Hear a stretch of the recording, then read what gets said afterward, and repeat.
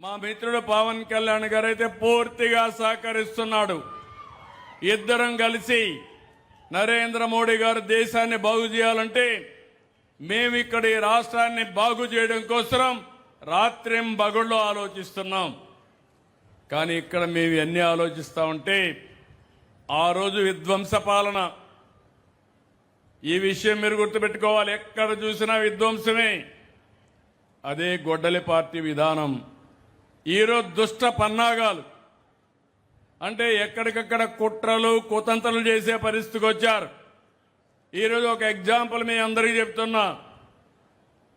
చరిత్రలో మనందరం ఒకసారి చదువుకున్నాం. నరకాసురుడిని చంపితే దీపావళి చేసుకుంటున్నాం. ఏ సంవత్సరం నరకాసురుడిని చంపారో మీరు చెప్పగలుగుతారా? కానీ ప్రతి సంవత్సరం దీపావళి చేస్తున్నారా లేదా అని అడుగుతున్నా. చేస్తున్నామని చేతుల పైకెత్తండి. ఏంటి సందేశం? నరకాసురుడు దుర్మార్గుడు. అలాంటి నరకాసురుడిని చంపి ధర్మాన్ని రక్షించారు, ప్రజల్ని కాపాడారనే ఉద్దేశంతో మనం చేసే పరిస్థితికి వచ్చాం. ఎప్పుడు కూడా చెడుని గుర్తుపెట్టుకోవాలి, చెడుని ఖండించాలి, మళ్ళీ చెడు చేసే వ్యక్తులకు దూరంగా ఉండాలి. అట్లా కాకుండా మీరు చేస్తే చాలా సమస్యలు వస్తాయి. నేను ఈ మధ్యకాలంలో చెప్పాను, నేను ఇప్పుడుండే ప్రతిపక్షాన్ని గొడ్డలి పార్టీ అంటున్నా. మీరందరూ ఆమోదిస్తారా లేదా? గొడ్డలి పార్టీ అనేదాన్ని ఆమోదిస్తామని వాళ్ళు చేలిపైకెత్తండి గొడ్డలి పార్టీ అని. నేను ఒకటే మీ అందరికీ విజ్ఞప్తి చేస్తున్నాను. నేనే ముఖ్యమంత్రిని. ఇదే మరి ఎన్నికల కంటే ముందు నెల తెల్లవారితో నిద్ర చేశాను. వివేకానంద రెడ్డి హార్ట్ అటాక్తో చనిపోయారు. మీరైతే ఏమంటారు? అయ్యో పాపం అంటారా లేదా? అంటారా లేదా? నేను కూడా అయ్యో పాపం అన్నా. అది అయిన తర్వాత వాళ్ళు టీవీ, సాక్షి టీవీ, అందులో వేసి ప్రచారం చేశారు. ఆయన కూతురు అడిగింది. ఏమడిగింది కూతురు? మా నాన్న చనిపోయాడు, ఎట్లా చనిపోయాడో తెలుసుకోవాలి, కాబట్టి పోస్ట్ మార్టం చేయమని. అప్పుడు పోస్ట్ మార్టం చేశారు. అప్పటికే కుట్లన్నీ వేసి బాక్స్లో పెట్టి అంత్యక్రియలు తీసే పరిస్థితికి వచ్చారు. అప్పుడు అడిగిన తర్వాత మొత్తం ఇప్పితే గొడ్డలితో తలంతా కూడా నరికేశారు.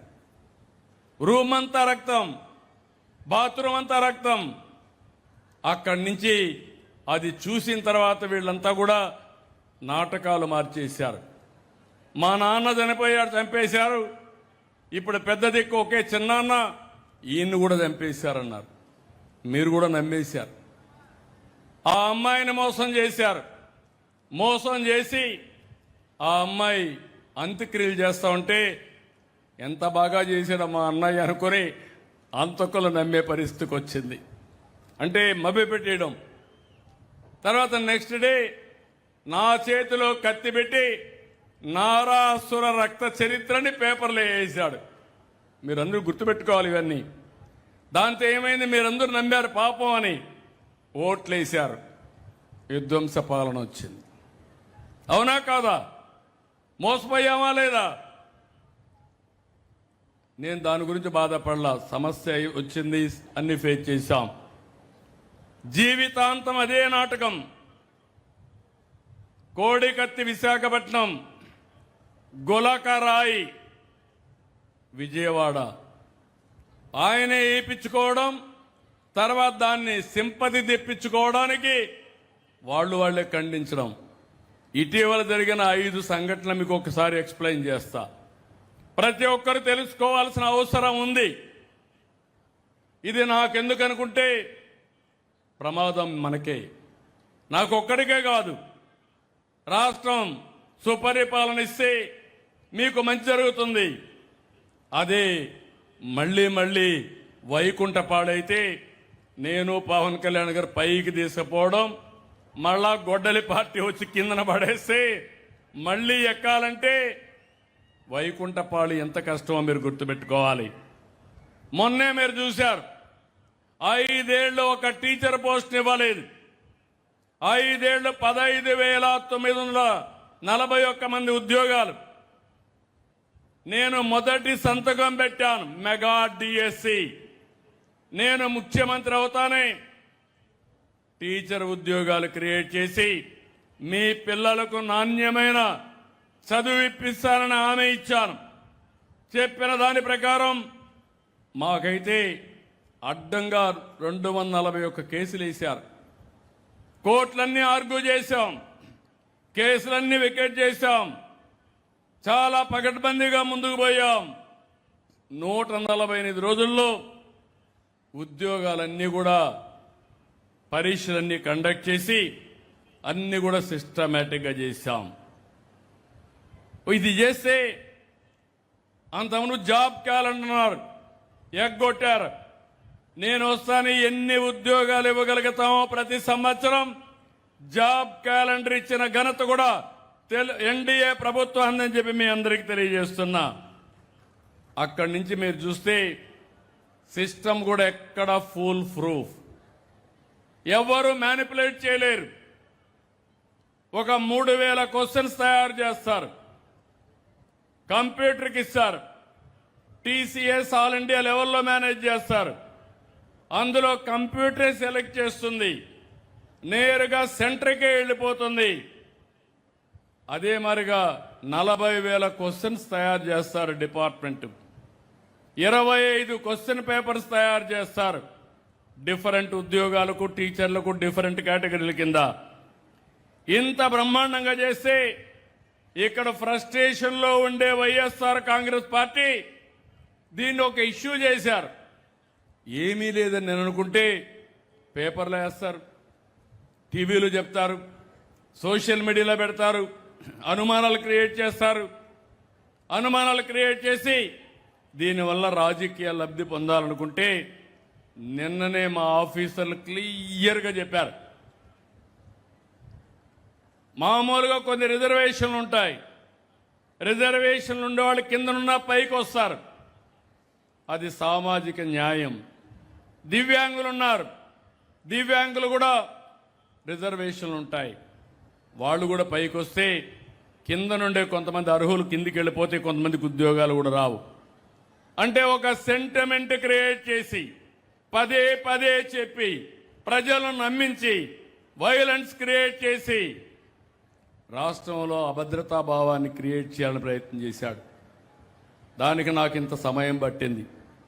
అంటే నేను జాగ్రత్తగా ఉన్నాను కాబట్టి చేశాను, కానీ అదే నేను అజాగ్రత్తగా ఉంటే ఏమయ్యేదో మీరే ఒకసారి చూడండి. ఇటీవల కాలంలో సింగయ్య అని ఒక అతను ఉండేవాడు, వాళ్ళ కార్యకర్తే. ఆయన చూడడానికి గుంటూరులో వచ్చాడు, కారు కింద అడ్డంగా తొక్కిచ్చేశారు. తొక్కిచ్చిన తర్వాత పక్కన ఈడ్చి పారేశారు, జంతువు కంటే హీనంగా. అప్పుడు అంబులెన్స్ వచ్చి హాస్పిటల్ తీసుకుపోతా ఉంటే చనిపోయాడు. చనిపోతే తిరిగి అంబులెన్స్ని చంపేశారని పోలీసులపైన నెపం వేసే పరిస్థితికి వచ్చారు. మొన్నే మీరు 3వ సంఘటన మీరు చూస్తే కడప నుంచి ఒక పాస్టర్ వెళ్తాడు, ఎక్కడికి? పాడేరుకి. పాడేరుకి వెళ్ళి ఒక డ్రామా ఆడతాడు. ఆయన ఎవరో కొట్టారని ఆయనే కొట్టించుకొని నాటకాలు ఆడి రాష్ట్రమంతా మత విద్వేషాలు సృష్టించాలని ఒక పెద్ద నాటకాన్ని క్రియేట్ చేశారు. ఏమనాలో మీరు చెప్పండి. ఇది 3వ సంఘటన. ఇక్కడ కూడా రాజమండ్రిలో ఒకసారి జరిగింది. ఒక పాస్టర్ ప్రవీణ్ హైదరాబాద్ నుంచి తాగుతూ వచ్చాడు, కడాన రాజమండ్రి కవతల ఒక యాక్సిడెంట్ అయి చనిపోయాడు. చనిపోతే దాన్ని వాస్తవం చెప్తే కాదంటే మొత్తం హైదరాబాద్ నుంచి ఏ మందు షాపుల్లో ఎక్కడెక్కడికి ఎన్ని గంటలకు తాగాడో మొత్తం రికార్డ్ అంతా తీసి అది చెప్పినా కూడా కావాలని మాట్లాడే పరిస్థితికి వచ్చారు. ఇంకో పక్కన మీరు చూడండి, తిరుమల కొండపైన నేను అడుగుతున్నా, ఈరోజు తిరుమల కొండపైన ఇటీవల ఎవరన్నా పోయారా? మీలో తిరుమల పోయిన వాళ్ళు చేతుల పైకెత్తండి. ముందు కంటే మెరుగైనటువంటి సదుపాయాలు ఉన్నాయా లేదా? ఉన్నాయా లేదా? ప్రసాదం బాగుందా లేదా అని మిమ్మల్ని అడుగుతున్నా. సదుపాయాలు బాగున్నాయా లేదని అడుగుతున్నా. బాగున్నాయంటే చప్పట్లు కూడా చెప్పండి బాగున్నాయని. అక్కడ కుట్ర, అక్కడ పోయి కౌస్తుభం గెస్ట్ హౌస్ దగ్గర ఖాళీగా ఉండే ప్లేస్లో సాక్షి మీడియా వాడిని పంపించి ఒక బాటలు అక్కడ వేశారు, ఖాళీ బాటలు పెట్టారు. వాళ్లే వచ్చి ఇక్కడ మద్యం అమ్ముతున్నారని వీళ్లే చెప్పే పరిస్థితికి వచ్చారు. మామూలుగా ఏమనుకుంటాం మనం, వాస్తవం నమ్మతారు లేదా? విలేకరు పైన మీకు అనుమానం వస్తుందా? పట్టుకుంటే ఎంక్వైరీ చేస్తే వీడియోలన్నీ చూస్తే సాక్షాత్తు దొంగ అడ్డంగా దొరికే పరిస్థితికి వచ్చారు. తిరుమల పైన అపవిత్రం చేసే పరిస్థితికి వచ్చారు. కలియుగ దేవుడు వెంకటేశ్వర స్వామి మా ఇంటి దైవం కూడా, నాకు ప్రాణభిక్ష పెట్టినటువంటి దేవుడు వెంకటేశ్వర స్వామి నేనెప్పుడూ మర్చిపోలేను. నేనెప్పుడూ తప్పు చేయను, ఎందుకంటే ఆయన మీద నాకు నమ్మకం ఉంది. అలాంటిది ఆ దేవుణ్ణి అప్రతిష్ట పాలు చేయాలని కల్తీ నెయ్యి, కల్తీ అంతా పెట్టి దేవుణ్ణి అప్రతిష్ట పాలు చేస్తే శక్తి తగ్గుతుందని ఆలోచించే వ్యక్తులను వెళ్ళి ఏమనాలి నేను అడుగుతున్నా. మీరు ఒక మతం కావచ్చు, తప్పలేదు, నేను కూడా మత సామరస్యాన్ని కాపాడుతాను. కానీ హిందూ దేవాలయాలపైన దాడి చేయడం ఎలాంటి సబబో మీరే గుర్తుపెట్టుకోవాలి. అధికారం లేకపోతే ఇలాంటి వాళ్ళని ఎక్కడ రానియకుండా చేయొచ్చు. అధికారాన్ని అడ్డం పెట్టుకుని సాక్షాత్తు హిందూ దేవాలయాలపైన దాడులు చేయడం మంచిది కాదు. అపవిత్రం చేయడం అంతకంటే మంచిది కాదు. నేను అన్ని దిక్కళ్ళ వీళ్ళ పట్టుకోవడానికి ఇప్పుడు సీసీటీవీ కెమెరాలు పెట్టాను. ఎవడైనా తోక తిప్పితే ఇమ్మీడియట్ గా సీసీటీవీ కెమెరా ద్వారా నేరుగా పట్టుకొని మీకప్ప చెప్తా, ఎవరిని వదిలిపెట్టని మరొకసారి మీకు హామీ ఇస్తున్నా. మొన్ననే దస్తగిరిని ఒక వ్యక్తి కడపలో వాళ్ళ సొంత పార్టీ కార్యకర్త వ్యవహారం ఏంటంటే అక్రమ సొమ్ము పంపకాలు, అన్ని దందాలు చేశారు, డబ్బులు సంపాదించారు. అక్కడ వీళ్ళ మేనమామ ఉన్నాడు, ఆయన ఫాలోయర్ ఒక ఆయన ఉన్నాడు, డిప్యూటీ మేయర్ కడపలో. అందరూ కలిసి ఆ డబ్బులు ఇవ్వలేదని అతను చంపేశారు. చంపేసి దండ వీరేశారు. దండేసి తెలుగుదేశం చంపేసిందని మా మీద పెట్టేశారు. ఇమ్మీడియట్గా ఎంక్వైరీ చేపిస్తే అడ్డంగా దొరికాడు. అంటే మీరందరూ గుర్తుపెట్టుకోవాల్సింది, నిన్న కూడా ఒకటి చూశారు, నంద్యాల రాజశేఖర్ రెడ్డి విగ్రహం, రాజశేఖర్ రెడ్డి విగ్రహం పైన దాడి చేసింది వీళ్ళ కార్యకర్త. దాన్ని సపోర్ట్ చేసిన నాయకుడు వీళ్ళ నాయకుడు. కడాన దాన్ని కూడా తెలుగుదేశం పార్టీని చెప్పబోతే అడ్డంగా పట్టుకున్నాం. 20 నిమిషాల్లో పట్టుకున్నాం. ఇప్పుడు పట్టుకుంటే ఇప్పుడు మీరు చూస్తే పేపర్లో కూడా ఇలా సాక్షి ఉంది కదా, వచ్చిందా ఈరోజు? అది వేరే పేపర్లో వచ్చాయా లేదా? ఎందుకు సాక్షి పేపర్లో రాలేదని అడుగుతున్నా. అంటే మీ నాన్న విగ్రహాన్ని విధ్వంసం చేస్తే నువ్వు నీ పేపర్లో వేయవు. ఎందుకు? నువ్వే చేపించావు కాబట్టి, నీ మనుషులే చేశారు కాబట్టి. ఆ విగ్రహాన్ని విధ్వంసం చేశావని చెప్పి ప్రజల సానుభూతి పొందాలని ప్రయత్నం చేసే వ్యక్తిని ఏమనాలని అడుగుతున్నా. ఈ విషయాలు ఎందుకు మీకు చెప్తున్నానంటే, నేను చెప్పకపోతే మీలో కూడా అన్నీ పట్టించుకోరు. పనులు బాగా జరుగుతున్నాయి, పింఛన్ ఇచ్చాడు, ఎవరి కోసం ఇస్తాడు, ఇంకా ఇవ్వండి. ఒకప్పుడు కూడా మనం చూసాం, దేవతలు లేకుంటే రాజులు యజ్ఞాలు చేసేవాళ్ళు ప్రజాహితం కోసం, రాక్షసులు వచ్చి డిస్టర్బ్ చేసేవాళ్ళు. వాళ్ళతో యుద్ధం చేయాలి, మళ్ళీ యజ్ఞ ఫలితాలు తెప్పించి మీకు పంచాలి. నా పరిస్థితి కూడా అదే. దుర్మార్గులతో యుద్ధం చేయాలి, ఇంకో పక్క మీకు సమీక్షం ఇవ్వాలి, ఉద్యోగాలు ఇవ్వాలి, ఇవన్నీ చేయాల్సిన అవసరం ఉంది.